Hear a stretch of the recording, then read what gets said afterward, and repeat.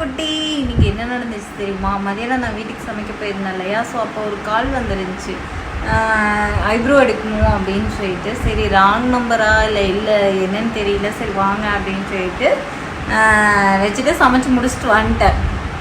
அதுக்கப்புறம் பார்த்தீங்கன்னா நான் வந்ததுக்கப்புறம் ஒரு தடவை கால் பண்ணாங்க, கடையில் தான் இருக்கேன் வாங்க அப்படின்னு சொல்லிட்டேன்.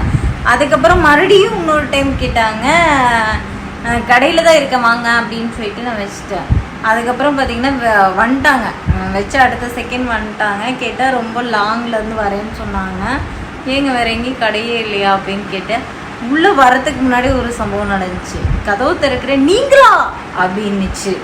அப்போ தான் ஓகே அந்த கஸ்டமர் நம்ம வீடியோ பார்த்துருக்காங்க, நம்ம முகரக்கட்டை கொஞ்சம் தெரிஞ்சிருக்கு அப்படின்னு சொல்லி நீங்களா அப்படிங்கலி நான் எனக்கு மூச்சு ஒரு மாதிரி ஆயிடுச்சு. என்னடா அது நம்ம எதாவது தப்பு பண்ணிட்டோமா அப்படின்னு சொல்லிட்டு.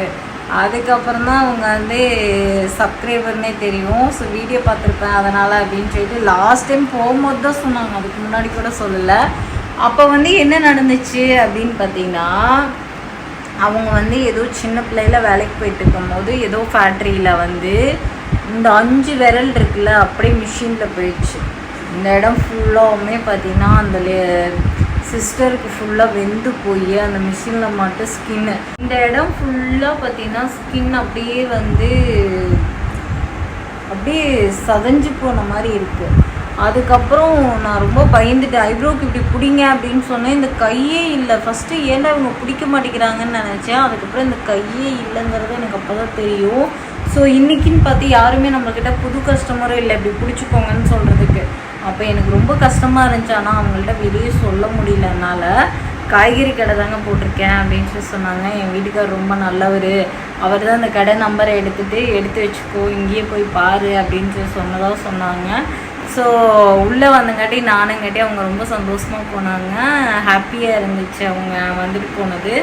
ஆனால் இது நான் என்ன கேட்டேன்னா, ஏன் இதை நீங்கள் சரி பண்ணியிருக்கலாம்ல சிஸ்டர் அப்படின்னு கேட்கும்போது பிளாஸ்டிக் சர்ஜரி பண்ணணுன்னு சொன்னாங்க. ஆனால் எங்கள்கிட்ட அவ்வளோ அமௌண்ட்டெல்லாம் கொடுக்க முடியாது அப்படிங்கிற மாதிரி சொன்னாங்க. அப்போ நினச்சேன், நிறைய பேர் இப்படியும் இருக்காங்க, இப்படியும் உலகத்தை ஃபேஸ் பண்ணிட்டு தான் இருக்காங்க. நம்ம கடவுள் கை காலம் நல்லா கொடுத்து எல்லாமே கரெக்டாக கொடுத்துருக்காரு இல்லையா, அதுக்காக கடவுளுக்கு நம்ம ரொம்ப ரொம்ப நன்றி சொல்லலாமோ.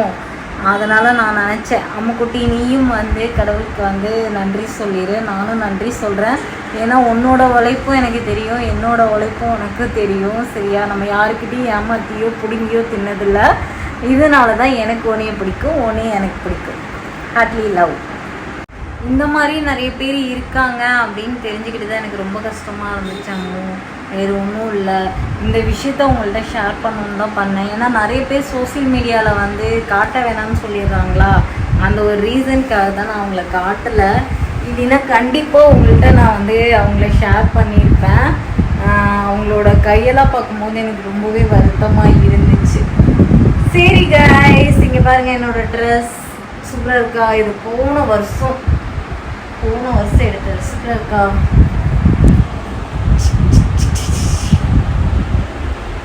இதை உங்கள்கிட்ட ஷேர் பண்ணலான்னு நினச்சேன். அந்த பொண்ணு எவ்வளோ கஷ்டப்பட்டிருக்கோம், வெளி உலகத்தை எவ்வளோ ஃபேஸ் பண்ணியிருக்கோம் அப்படின்னு சொல்லிட்டு. ஆனால் அவங்கள பார்த்ததுக்கு எனக்கு ரொம்ப ஹாப்பி சரியா. அதுதான் நான் உங்கள்கிட்ட ஷேர் பண்ணணும்னு நினச்சேன். இந்த மாதிரி நிறைய பெண்கள் இருக்காங்க, ஆம்பளைங்களும் நிறைய பேர் பாவம் ரொம்ப சஃபர் பண்ணிட்டு வாழ்கிறவங்க நிறைய பேர் இருக்காங்க. ஸ்கின்னில் இந்த மாதிரி ப்ராப்ளம் ஆனதுக்கு ஸ்கின் டாக்டர்கிட்ட போனாலும் ப்ரைஸ் அதிகமாக இருக்கிறதுனால பயந்துட்டு யாருமே போகிறதில்ல. இதுக்கு ஏதோ ஒரு சொல்யூஷன் தான் கண்டிப்பாக கிடைக்கணும். ஏன்னா எல்லாரும் கருப்பாக இருக்கிறதே அசிங்கம்னு நினைக்கிறாங்க. அதில் வேறு உண்மையிலே இந்த மாதிரி விஷயம்லாம் இருந்துச்சுன்னா ரொம்ப பாவம் இல்லையா. அதுதான் கொஞ்சம் மனசு கஷ்டமாக இருந்துச்சு. சரி ஓகே காய்ஸ், அம்முக்குட்டி பாய், குட் நைட்.